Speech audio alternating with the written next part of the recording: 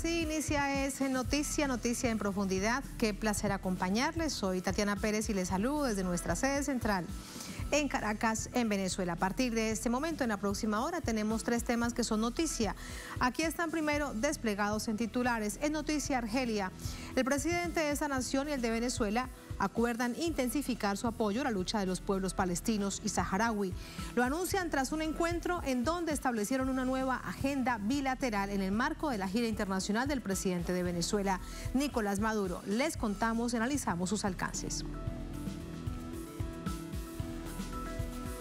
En noticia, Colombia, a 10 días de la segunda vuelta presidencial, se acentúa la guerra sucia contra el candidato del pacto histórico. En las últimas horas circulan varios videos de congresistas grabados ilegalmente hace varios meses en donde debaten sobre estrategias de campaña y han sido manipulados. Mientras el aspirante de la derecha, Rodolfo Hernández, llega a Miami para sumar apoyos de los republicanos y de los uribistas de la Florida. Lo analizamos. En noticia, Brasil, el país atraviesa un verdadero drama. 33 millones de personas no tienen qué comer. Se trata de un enorme retroceso en comparación con el año 2014, cuando la ONU retiró a la nación del mapa mundial del hambre. ¿Cuáles son las razones? ¿Cómo lo piensan resolver los candidatos a la presidencia? Vamos a verlo. En noticia, casi comienza. Bienvenidos, bienvenidas.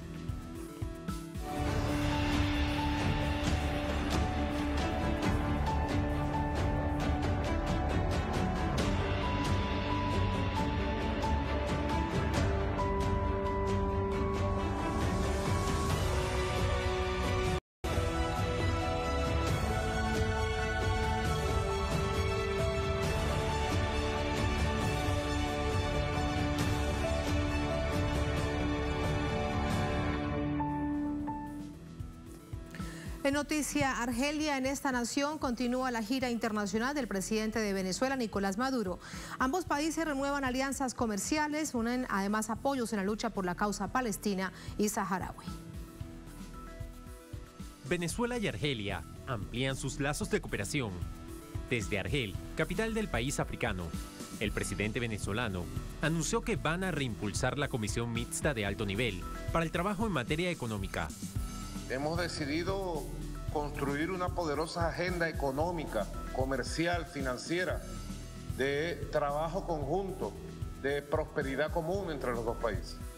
Et nous avons décidé de bâtir ensemble un agenda de travail en matière économique, financière, de commerce, pour mener notre coopération à un niveau plus élevé et atteindre ainsi un progrès conjoint. Y en ese sentido hemos decidido relanzar la Comisión Mixta de Alto Nivel. C'est ainsi que nous relançons aujourd'hui la commission mixte à très haut niveau. Para que nuestros equipos de trabajo elaboren ese mapa económico, energético, comercial, financiero, cultural, educativo, de trabajo conjunto y de prosperidad compartida. Hasta la fecha, ambas naciones han suscrito 38 acuerdos y sus delegaciones repasaron los temas energéticos, petrolero, agrícolas, ciencia, tecnología y la educación universitaria. Además, Maduro informó la próxima activación de conexiones aéreas entre ambas capitales. En el escenario de las relaciones internacionales, los mandatarios acordaron incrementar las acciones para respaldar la causa palestina y la lucha del pueblo saharaui por su independencia. Palestina lucha contra la ilegal y sangrienta ocupación israelí de más de 50 años, mientras el pueblo saharaui ha esperado más de 2 décadas por un referendo de autodeterminación para poner fin a la ocupación ilegal marroquí de partes del territorio de la República Árabe del Saharaui Democrática. Con el presidente Nicolás Maduro hemos evocado juntos algunos puntos de las relaciones internacionales del escenario de la política internacional, más especialmente los eventos actuales y la ayuda que tenemos que aportar al pueblo palestino para la construcción de su propio Estado con capital en Jerusalén. De igual modo hemos evocado el Sahara Occidental y la ayuda que tenemos que proveer al pueblo saharaui para lograr un referéndum para su autodeterminación. Respecto a este último asunto, el gobierno de Argelia suspendió este miércoles el Tratado de Amistad, Buena Vecindad y Cooperación con España, debido al apoyo que el gobierno de Pedro Sánchez ha dado a Marruecos. Nicolás Maduro y Abdelmadjid Tebboune También manifestaron preocupación por la situación de Libia ante las elecciones de ese país. En cuanto al expediente de Libia, hubo también un consenso, una convergencia de los puntos de vista en cuanto a intentar ayudar a nuestros hermanos libios para proceder a elecciones. Entonces, la organización de elecciones que permitiría la elección de nuevos responsables que gocen de legitimidad popular y construir un Estado nuevo. Argelia fue la segunda parada del mandatario venezolano en su gira euroasiática. La primera fue en Turquía. Así avanza esta gira internacional del presidente de Venezuela, Nicolás Maduro. Primero lo vimos en una amplia agenda de trabajo, encuentro bilateral en Turquía, ahora en Argelia, y así continúa esta gira por otras naciones euroasiáticas. Vamos a hacer una brevísima pausa y ya venimos con el análisis.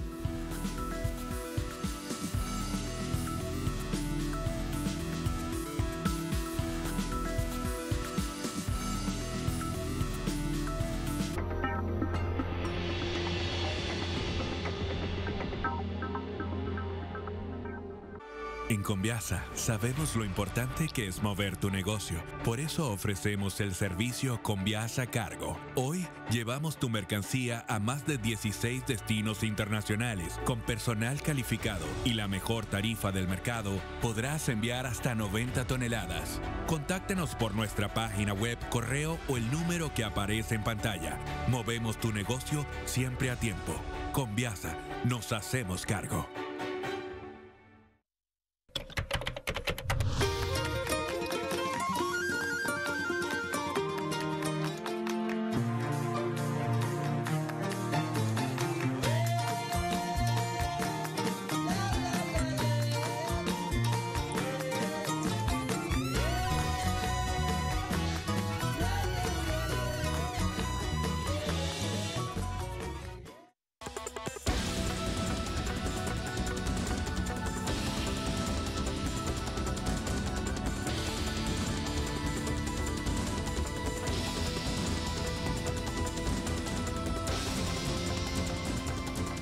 Cada semana se coloca un argumento sobre la mesa y la opinión se la forma usted.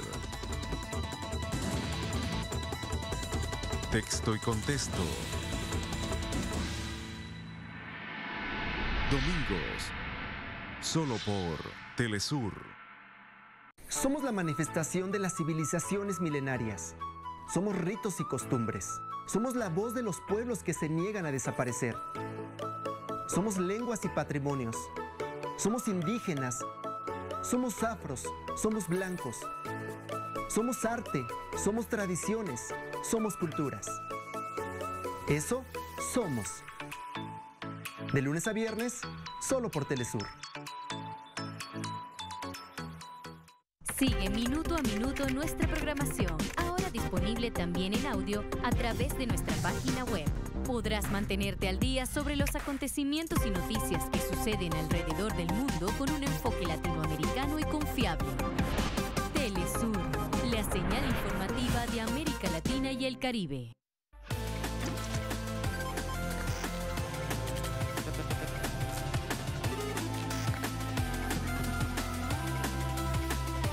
Nos acercamos a una nueva era.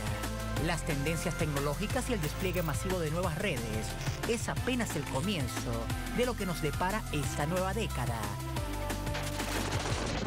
Atomun. Viajeros del saber, el futuro es hoy. Es nuestro deber revertir el daño que ocasionamos al planeta. Recuperemos nuestros ecosistemas naturales con acciones en defensa del medio ambiente. Sigamos luchando por un mundo más verde. Miércoles, solo por Telesur. El deporte no es solo lo que ves. No todo es triunfo. Competencia va más allá. Disciplinas que transforman, emocionan, trascienden y se adaptan a la realidad de quien la vive. Deportes Telesur. En sus 2 emisiones, de lunes a viernes. Solo por Telesur.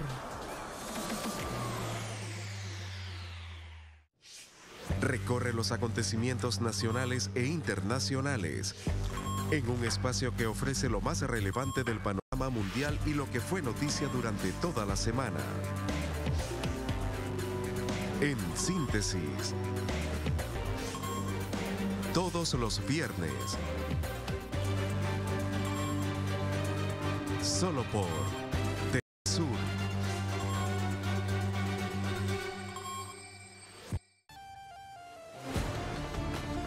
Cada año miles de personas abandonan su tierra para alcanzar nuevos horizontes. Una realidad de pueblos que luchan por su libertad. Conoce las diversas causas de quienes viven entre fronteras. Jueves, solo por Telesur. Pide a tu cable operadora la nueva señal de Telesur HD. Avanzamos tecnológicamente, por eso cambiamos a los satélites. IS-34 para la señal en español, desde Sudamérica, América del Norte y parte de Europa Occidental. IS-14 para la señal inglés y español, desde el sur de Estados Unidos, el Caribe, América Central y Suramérica, porque llegamos a nuevos territorios. Conéctate a nuestras pantallas. Desde América Latina hasta Europa, el mundo sintoniza Telesur. Telesur siempre da más. El mundo se mueve constantemente y todos los días se generan nuevos sucesos. Se mueve la geopolítica mundial. Nos preguntamos qué hay detrás de cada acontecimiento, cuáles son las consecuencias y cómo nos afectan. Ante estas preguntas, buscaremos poner el punto en la I. Solo por Telesur. El fútbol o el béisbol. Y si encuentras el espacio donde ambos convergen, donde te hable de su historia, su alcance y sus curiosidades, existe y lo disfrutas en Goles al Bate. Sábados, solo por Telesur.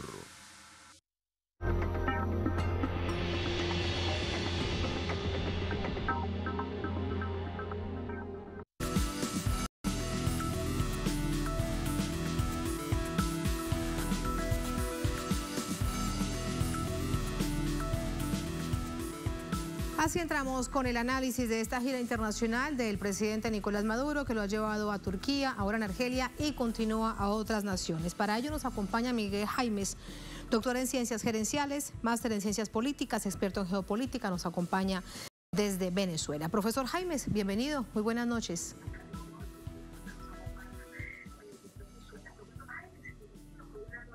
Tatiana, buenas noches amigos de Telesur. Muchas gracias.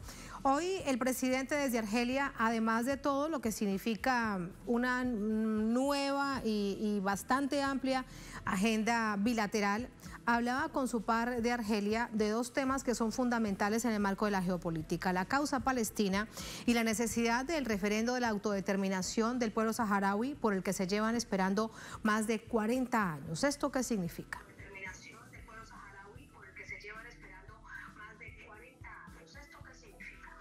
Dos puntos muy importantes que en este momento dividen a Europa por el tratamiento que ha dado España, sobre todo al pueblo saharaui, quien ha sido desplazado por Marruecos en complicidad con Madrid. Esta acción ha conllevado a duros años de pena y de represión. Es más, y sin dejar de lado la dura situación también vivida por el pueblo palestino, el abuso de Israel y la complicidad de Europa. Así que son dos temas muy interesantes en la agenda en la cual el presidente Nicolás Maduro tiene una voz autorizada en este momento allí en la zona del Magreb. Sobre el tema específicamente del Sahara, vemos que Argelia además ha tomado decisiones diplomáticas muy radicales sobre España, porque digamos que esa cierta decisión diplomática marcada por Naciones Unidas para realizar algún día el referendo de autodeterminación queda quebrada por cambios y el acercamiento mayor entre España y Marruecos. ¿Esto qué significa para la política venezolana?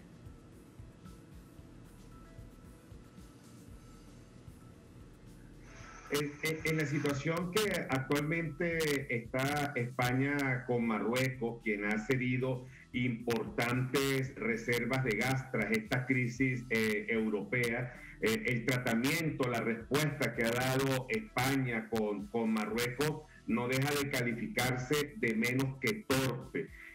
Para América Latina y para Venezuela es un punto muy interesante, ya que Argelia es un país miembro de la OPEP, de una organización en la cual Venezuela participa y le da vida y le da un gran liderazgo. Es bueno acercarse a estas naciones porque de allí, de estas alianzas, salen indudables apoyos a Venezuela y a la causa de este suramericano país.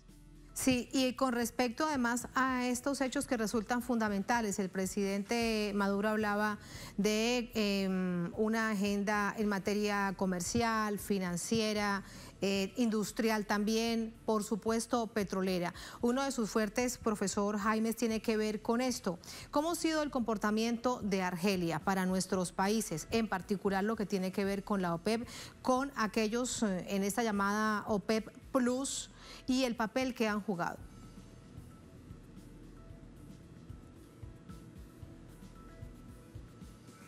El papel de Argelia con Venezuela tiene antecedentes muy interesantes.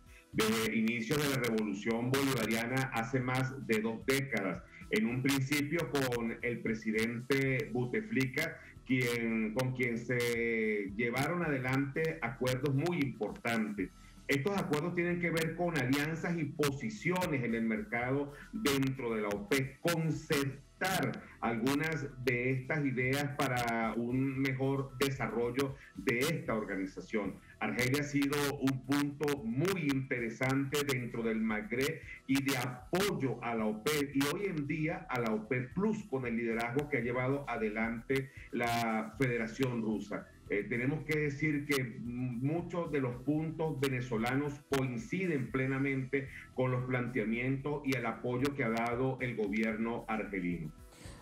Esta es una gira internacional del presidente Maduro, lo llevó primero a Turquía en un encuentro de altísimo nivel con el presidente de esta nación, Recep Tayyip Erdogan, y ahora en Argelia, una gira que además continúa. Al mismo tiempo, vemos cómo se debate en una deslucida cumbre de las Américas por la no inclusión, por la discriminación, por no haber invitado a Cuba, Venezuela, Nicaragua. Para Venezuela, al final de cuentas, ¿qué resultará más importante? ¿La cumbre de las Américas, que además plantea una agenda impuesta por Estados Unidos, o esta gira del presidente Maduro?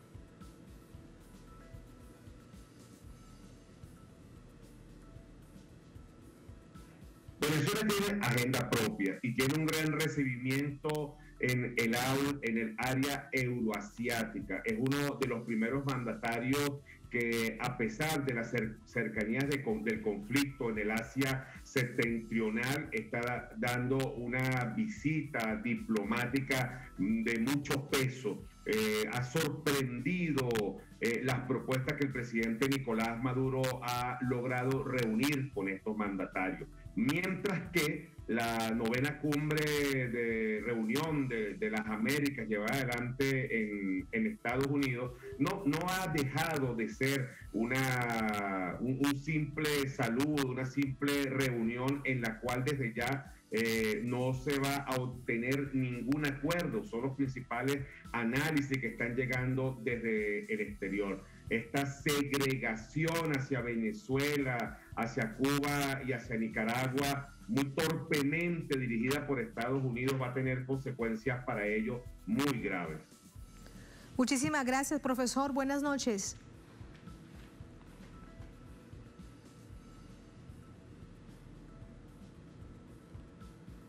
Creo que hemos perdido la comunicación en último momento, ya en la despedida con el profesor Miguel Jaimes, a quien agradecemos. Vamos ahora a la pausa en esta emisión de Noticia. Al volver en noticia a Colombia, a 10 días de la segunda vuelta presidencial, se acentúa la guerra sucia contra el candidato del pacto histórico. En las últimas horas circulan varios videos de congresistas grabados ilegalmente hace varios meses, en donde se debaten sobre estrategias de campaña, pero han sido manipulados. Mientras, el aspirante de la derecha, Rodolfo Hernández, llega a Miami para sumar apoyo de los republicanos y de los uribistas en la Florida. Lo analizamos al volver en el noticia.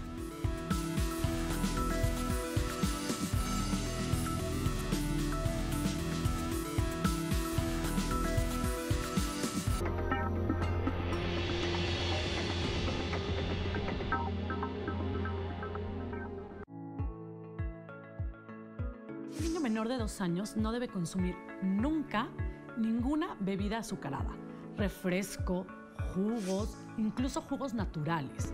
No deben consumir ninguna bebida endulzada, solamente agua y leche. Entrevista con Aísa García desde Guía tu Cuerpo. Sábado. Solo por Telesur.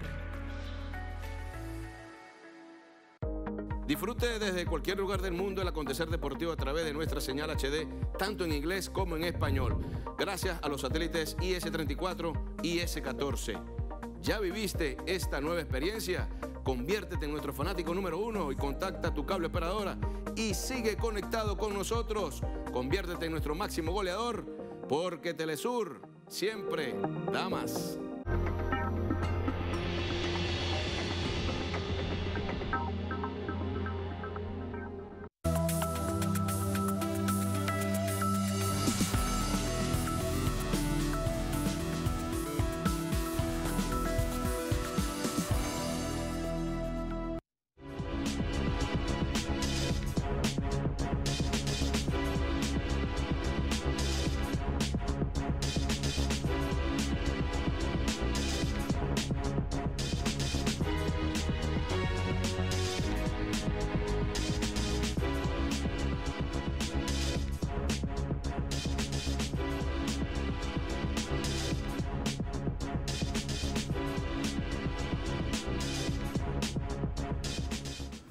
En Noticia Colombia, nación de la que hablamos en clave electoral, a solo 10 días de la segunda vuelta presidencial, en donde entre Gustavo Petro del Pacto Histórico y Rodolfo Hernández de la Liga Anticorrupción, claramente de la derecha y la extrema derecha, de los partidos uribistas y además de la coalición de gobierno, se decidirá quién será el próximo presidente para los siguientes 4 años. En todo esto, una guerra sucia que ha sido denunciada hoy de nuevo por la candidatura de Gustavo Petro ante la autoridad electoral, la Registraduría Nacional del Estado Civil. Vamos a conocer más de este panorama con nuestro corresponsal en Bogotá, Hernán Tobar. Hola, Hernán, adelante. Al respecto de esto, un panorama que, si te parece, desmenuzamos. Primero, los videos que aparecen, que dicen los medios de comunicación como si fueran de estos días, pero resulta que son de hace más de 8 meses. Entre otras cosas, es una clara evidencia de espionaje. Preguntarte qué se dice en Colombia al respecto.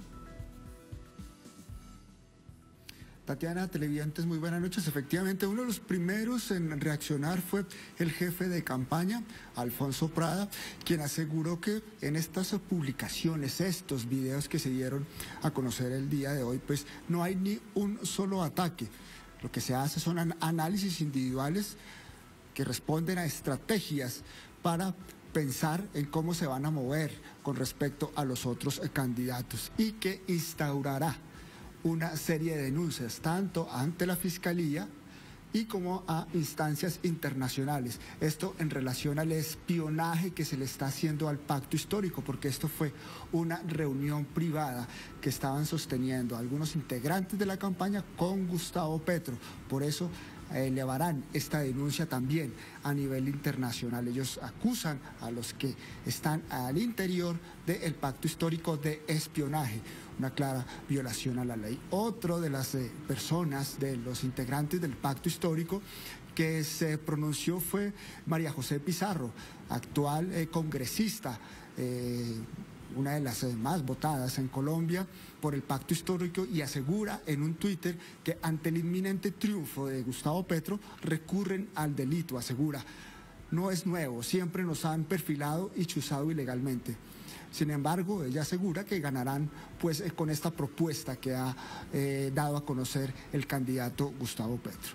Mientras tanto, en la otra orilla, por parte del candidato Rodolfo Hernández de la Liga contra la Corrupción, pues hoy se reunió con algunos integrantes de los partidos de derecha en Estados Unidos. Inclusive también allí se reunió con algunos integrantes seguidores del uribismo.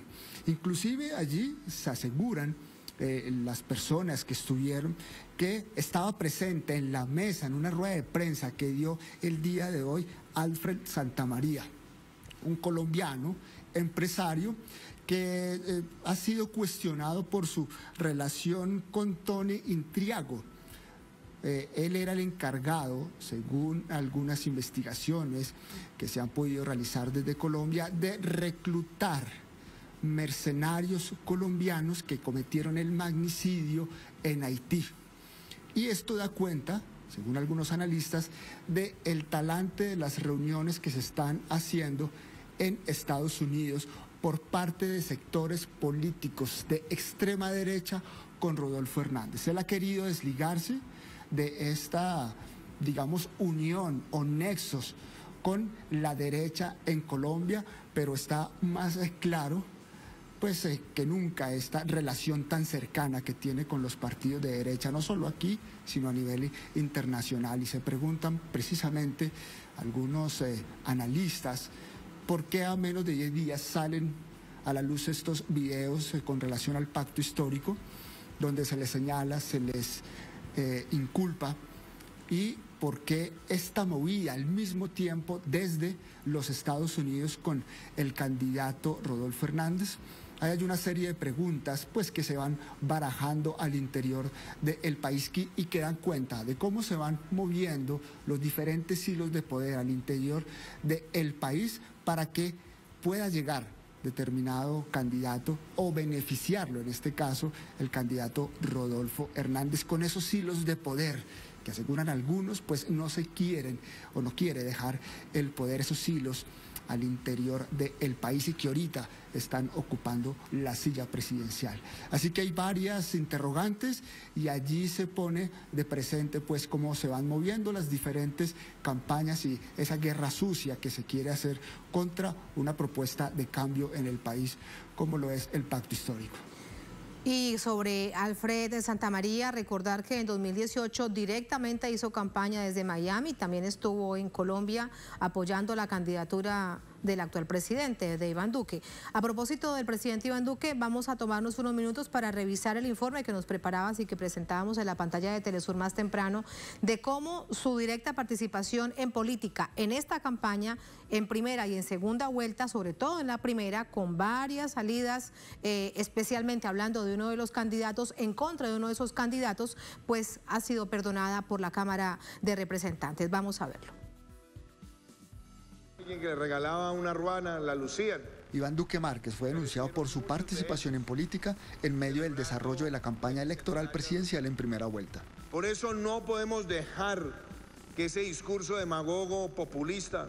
Su juez natural, la Comisión de Investigación de Acusación de la Cámara de Representantes en el Congreso colombiano, cuyo presidente, Mauricio Villamizar, determinó archivar esta investigación saltándose por encima los procedimientos ordinarios y así tomar esta determinación, como lo denuncian representantes de los partidos de oposición al gobierno Duque que hacen parte de esta comisión, quienes además aseguran que hay mediocridad y falta de investigación por parte de Villamizar. Aduce que es que él no sabe de cuántas entrevistas ha hablado Duque, entonces que no tiene cómo saber. Pues cómo no va a saber si no llamó a ratificación y ampliación de la denuncia al denunciante, pero además sí tiene cómo saber, porque es que nosotros tenemos un equipo de investigación a nuestro servicio que permitiría hacer toda la recabación de la información para revisar y efectivamente evaluar si sí hubo o no hubo participación en política. Muy bien. Pero esta no es la única irregularidad. También se denuncia que existe conflicto de intereses, donde el presidente de esta comisión, que pertenece al partido de gobierno, debió haberse declarado impedido para realizar dicha investigación y apartarse para que transcurriera esta indagación. El señor Villamizar, como presidente, se autoadjudique el expediente para fallarlo y archivarlo cuando él es del partido del presidente Duque y es su jefe político. Allí debería haber una inhabilidad. Él debería declararse inhábil. ¿Por qué? Porque está investigando a un amigo y a su jefe del partido político. La Comisión de Acusaciones de la Cámara de Representantes decidió archivar este caso con una votación de 9-0, asegurando que no hay motivos suficientes para adelantarse este proceso e inhibirse de iniciar una actuación disciplinaria en contra de Duque. Los miembros de la oposición se retiraron de la sesión antes de esta votación. Como el presidente pues está a 2 meses de entregar el cargo, pues le hacen el favorcito de archivarle la investigación por el tema de la intervención en política. La Comisión de Acusaciones jamás ha hecho acusaciones reales contra jefes de Estado, no solamente por participar en política, sino por graves violaciones de derechos humanos, como pasó con algunos expresidentes que tienen denuncias incluso por crímenes de lesa humanidad en la Comisión de Acusaciones. Algunas organizaciones políticas y sociales aspiran a tener un mecanismo que sea independiente y eficaz para que los jefes de Estado no actúen con impunidad y parcialidad. Hernán Darío Tobar, Telesur, Bogotá, Colombia. Hernán, esta comisión de acusaciones de la Cámara de Representantes en Colombia, la verdad es que es un canto a la bandera. Bueno, pero de eso va el análisis más adelante. Por ahora preguntarte, tampoco hay ninguna acción judicial ni disciplinaria en contra del comandante de las fuerzas militares. Recordemos que él también abiertamente habló de política y eso en Colombia está prohibido para las fuerzas militares.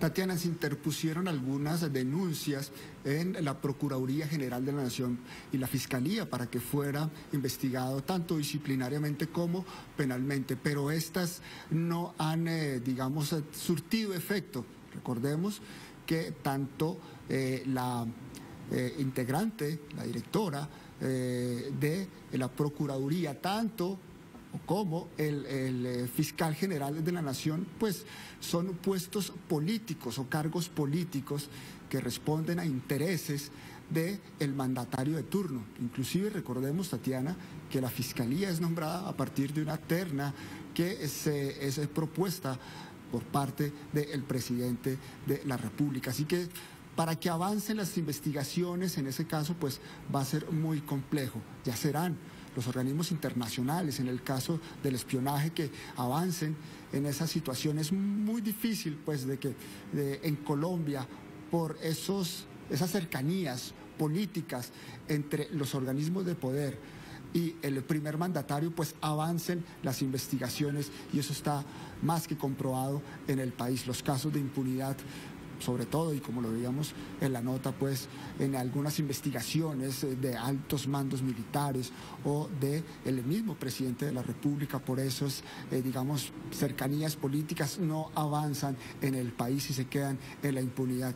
Y pues los analistas, los expertos aseguran que estas investigaciones pues no van a trascender y no van a, digamos, a tener una conclusión efectiva en relación a lo que se les está solicitando que se investigue, y es esa participación política por parte del comandante de las fuerzas militares. Así como pasó con el presidente de la República y la Comisión de Absoluciones, como le dicen aquí, pues no pasó absolutamente nada, ni en la Procuraduría va a pasar, ni en la Fiscalía va a pasar absolutamente nada, pero sí se sienta un precedente frente a estas acciones de los representantes de la ley, en este caso el comandante de las fuerzas militares, Enrique Zapateiro, y pues se espera pues que haya alguna acción que pueda movilizar esta investigación, pero la verdad es que no va a pasar absolutamente nada en esas investigaciones, Tatiana. Gracias, Hernán. Comisión de Absoluciones, interesante esa definición. Gracias, Hernán, buenas noches. Vamos a entrar con el análisis. Para ello nos acompaña Alejandro Cometa, es docente e investigador del Grupo Autónomo Cavilando, especialista en Derechos Humanos y Derecho Internacional Humanitario. Nos acompaña desde Bogotá. Alejandro, muy buenas noches, bienvenido. Buenas noches, muchas gracias a Telesur por la invitación y el espacio. A usted muchas gracias. Primero preguntarle acerca de lo que ha significado el escándalo del día, porque hay que hablar de cada día con sus respectivos escándalos en contra de una candidatura, la llamada guerra sucia en contra del pacto histórico, los videos que han aparecido. No se habla de espionaje, no se habla de infiltrados, no se habla del tema de fondo, sino lo que dice. Así que quiero conocer su opinión. Es una clara afirmación nuevamente de algo que ha dicho históricamente Colombia, y es que supuestamente somos la democracia más vieja del continente, pero lo que realmente ha sucedido es que hay unas élites en el poder que a toda costa desean mantener el mismo. Podríamos hablar también de esa matriz mediática que se implementó contra Jorge Eliezer Gaitán antes de que fuera asesinado, como justificando que era un agente del imperialismo estalinista, del fantasma del comunismo en Colombia, y todos los diarios sacaban caricaturas de Jorge Eliezer Gaitán como un títere de Stalin. Hoy, pues el pacto histórico y la representación que proyecta como un país diferente, de transformación, de cambio, de inclusión de sujetos que han sido históricamente excluidos del poder, como son las comunidades afro, los indígenas, las mujeres, pues lo que ha hecho también es que las élites del país, que tienen el 60% de los medios de comunicación, traten de construir una matriz mediática de temor, gente, y de desprestigio frente a las formas también en las que la izquierda como opción de poder y el progresismo sobre todo como opción de poder en todo el país,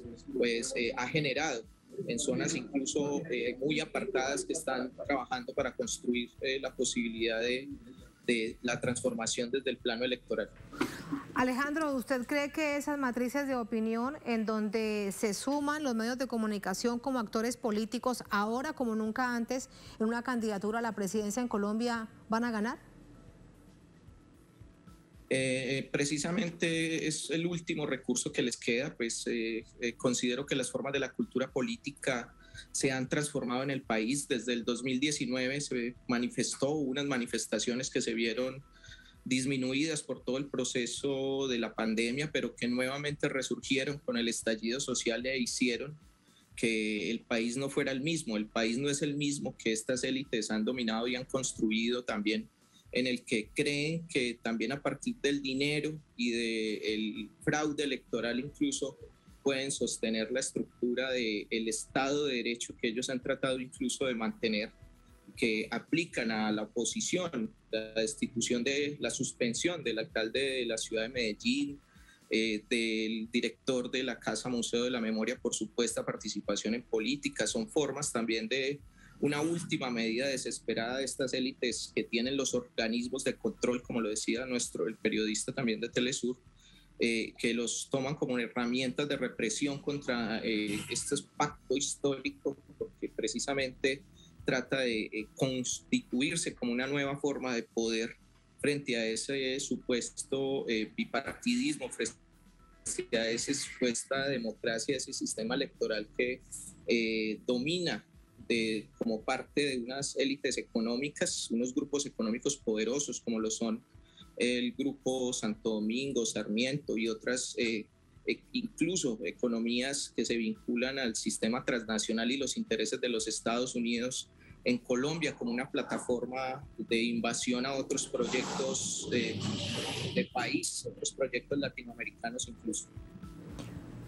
A propósito de Estados Unidos, el candidato de la derecha, aunque diga que no hay nada más evidente que en donde está, en Miami, en la Florida, reunido con grupos uribistas, con Alfred Santamaría, con una congresista que tuvo un amplio apoyo para llegar al Congreso de Estados Unidos, sobre todo una figura clave de la extrema derecha en Colombia, que es el expresidente Uribe. Sin embargo, él sigue insistiendo en que no, que es gente que se quiere sumar y pues que a él eso no le parece nada extraño.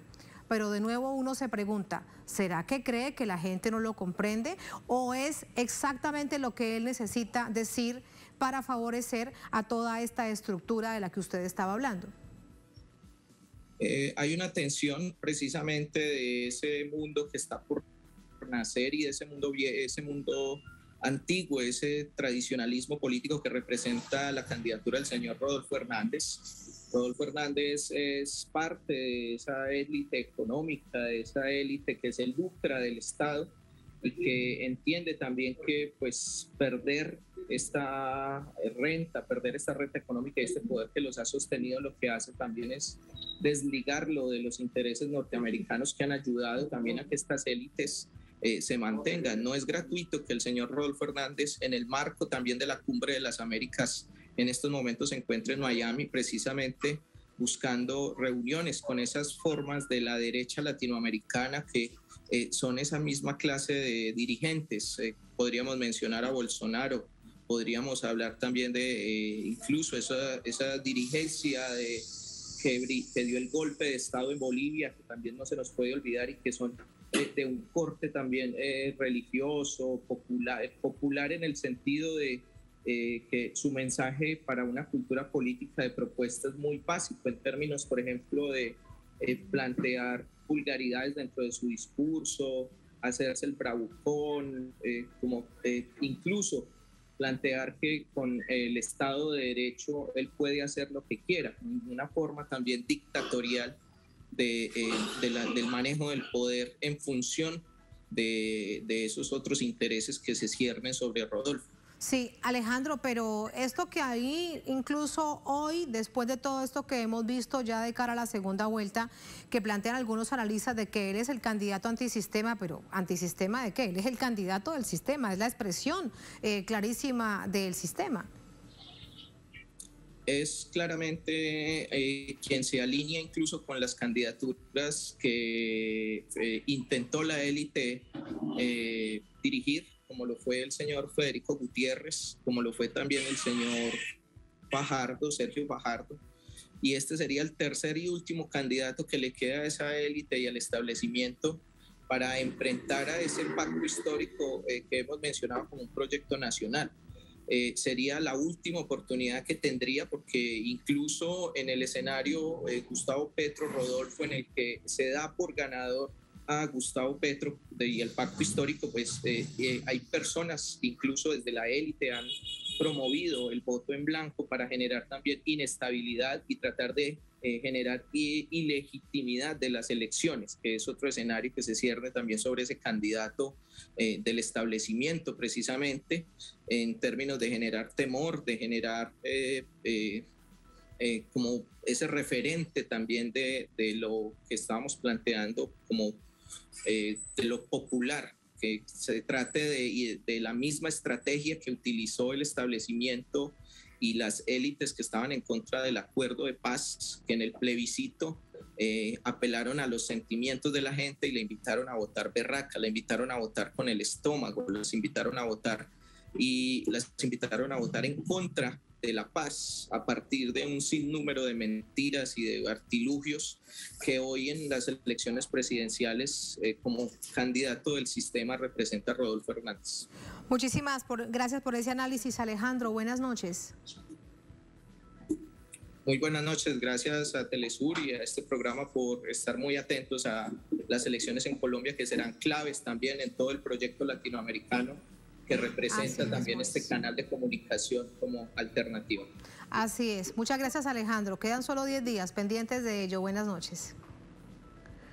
Así vamos a la última pausa en esta emisión de Es Noticia. Al volver en Noticia Brasil, el país atraviesa un verdadero drama. 33 millones de personas no tienen qué comer. Se trata de un enorme retroceso en comparación con el año 2014, cuando la ONU retiró a esta nación suramericana del mapa mundial del hambre. ¿Cuáles son las razones? ¿Cómo lo piensan resolver los candidatos a la presidencia? Vamos a verlo al volver en Es Noticia.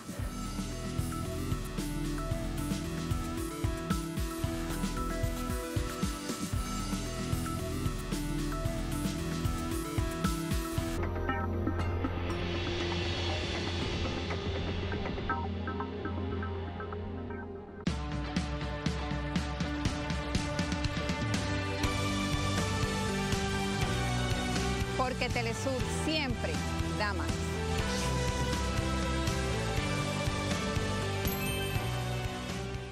Contacta a tu operador de cable y pide la señal de Telesur HD, así de sencillo.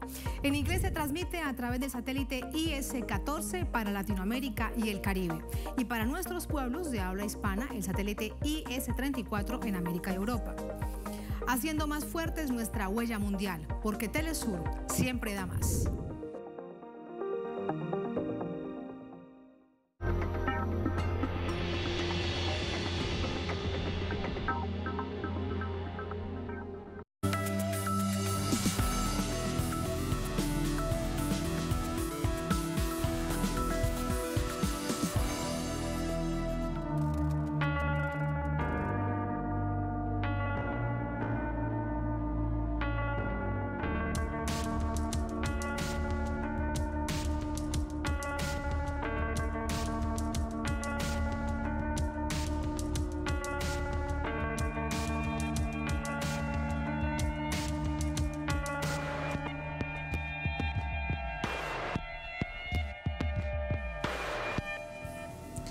En Noticia Brasil, un reciente estudio revela que 125 millones de personas viven en esta nación con algún grado de inseguridad alimentaria. Además, también se revela que 33 millones pasan hambre diariamente. Vamos a revisarlo. La Red Brasileña de Pesquisa en Soberanía y Seguridad Alimentaria publicó un informe este miércoles donde revela que entre el 2021 y 2022, el 58,7% de la población vive con inseguridad alimentaria. Este porcentaje representa a 125,2 millones de personas que no tienen acceso regular y permanente a los alimentos, de los cuales 33,1 millones se están muriendo de hambre. El estudio las clasifica en 3 niveles de afectación. Un primer nivel, leve, desde cuando las personas tienen incertidumbre sobre el acceso a los alimentos en un futuro cercano o cuando la calidad de los alimentos está comprometida. El nivel moderado, cuando la cantidad de comida es insuficiente. O el más grave, cuando ya se llega a la privación del consumo del alimento y hambre. El informe también señala que el hambre afecta según el género del líder de familia. Los hogares donde el líder de familia es mujer se reporta un 65%. Mientras, cuando el líder es masculino, se registra un 46,8% de inseguridad alimentaria. Y vivir con hambre en hogares liderados por mujeres es de 18,1% y por hombres de 10,6%. Igualmente, el estudio refiere que 65% de los hogares encabezados por personas negras y pardas viven con restricciones alimentarias, así como continúa la desigualdad en el acceso de los alimentos en las poblaciones rurales del país, donde más del 60% de esa población está padeciendo inseguridad alimentaria. La red adjudica en su investigación esta situación al abandono de las políticas públicas, que recrudeció la crisis económica, aumentó la desigualdad social, aunado a la pandemia del COVID-19. En el 28,3% de los hogares el último año, al menos una persona no consumió las 3 comidas diariamente, una situación que muestra que el derecho a la alimentación no se cumple en el Brasil de Bolsonaro. Así entramos con el análisis. Para ello nos acompaña Romy Marcia Benque, integrante de la Plataforma de Movimientos Sociales por la Reforma del Sistema Político y del Consejo Nacional de Derechos Humanos. Secretaria General del Consejo de Iglesias de Brasil nos acompaña desde Brasilia. Romy, bienvenida. Muy buenas noches.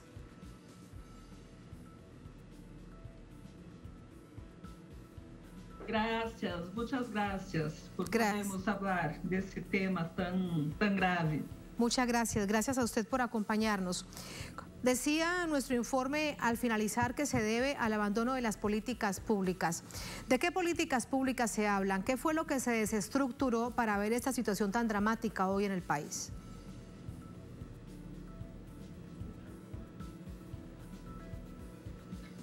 Bueno, acá en Brasil, el primer acto del presidente Bolsonaro fue assinar um decreto em que ele ha acabado unilateralmente com todos os conselhos de participação social.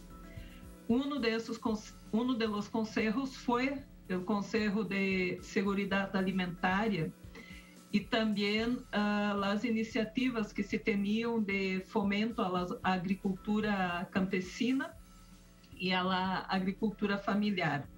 E isso ha causado um impacto muito forte para que os que de facto produzem os alimentos tenham acesso a la financiación, a todo lo que necesitan para el cultivo de alimentos sanos.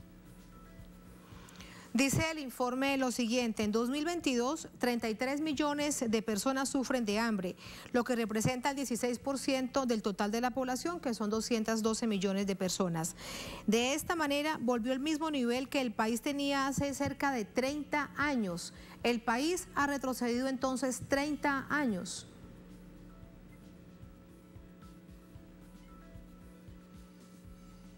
Sí, Brasil hoy regresó al mapa del hambre.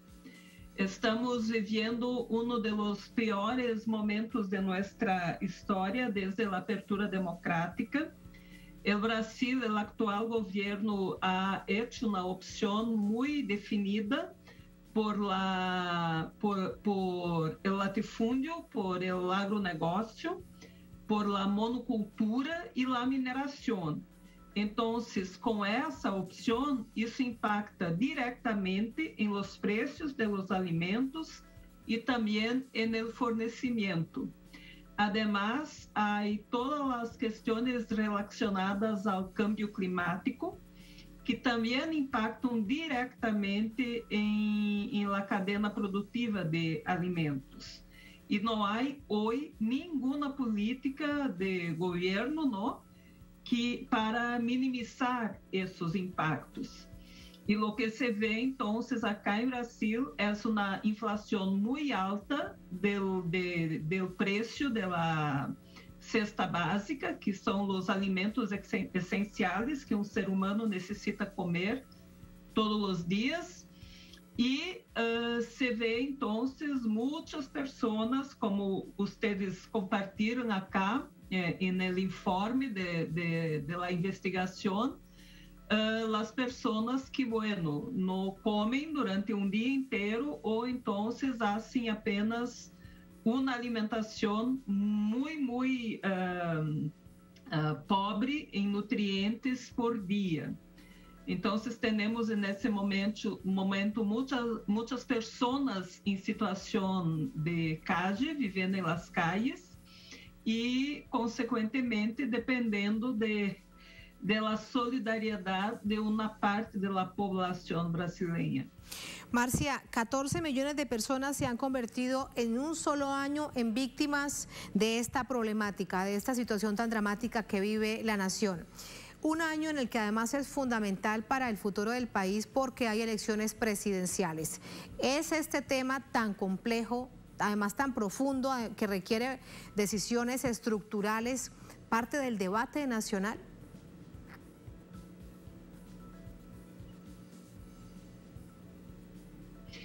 Com certeza, esse é tema fundamental, porque o Brasil se vende, se apresenta internacionalmente como país produtor de alimentos, pero el Brasil, en la verdad, no produce una diversidad de alimentos. Lo que tenemos de alimentos, lo que se produce es la soya, y la soya no alimenta a nadie, solo el ganado y así por adelante. Sí, hay que hacer un debate profundo sobre la matriz agrícola brasileña. No se puede más focar tanto en la monocultura, en el monocultivo. Hay que hacer, Brasil tiene una deuda histórica con la reforma agraria. No es posible más cerrar los ojos para temáticas como, por ejemplo, la función social de la tierra, porque hoy grandes quantidades de tierra están en las manos de grandes indústrias, del capital financiero, y bueno, llegamos en un momento muy crítico porque ese modelo que el gobierno actual ha elegido como prioritário está matando uma parte significativa da população brasileira de hambre. Nós havíamos salido do mapa do hambre. Então, é escandaloso que depois de termos salido do mapa do hambre, agora regressamos em uma situação pior do que há 30 anos atrás. Isso é realmente algo que há que se fazer uma profunda discussão e profundo cambio estrutural. E não temos mais como sobreviver como país com esse modelo agrícola, agrário e que se disse como produtor de alimentos, pero que não é produtor de alimentos. Donde la gente literalmente aguanta hambre, pues es que no puede ser entonces productor de alimentos o si será solamente para un sector. Marcia, muchísimas gracias por ese análisis. Buenas noches.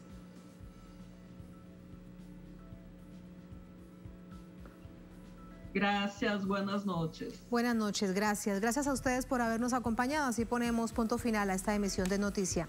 Será hasta mañana. Un placer, sigan con nosotros.